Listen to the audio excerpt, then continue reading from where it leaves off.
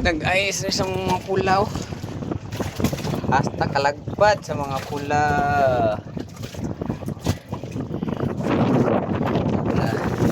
May pula dito.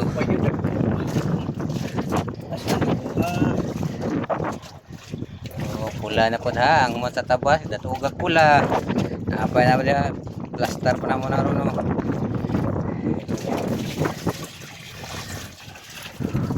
Nukos oh. Nukos. Pamaon.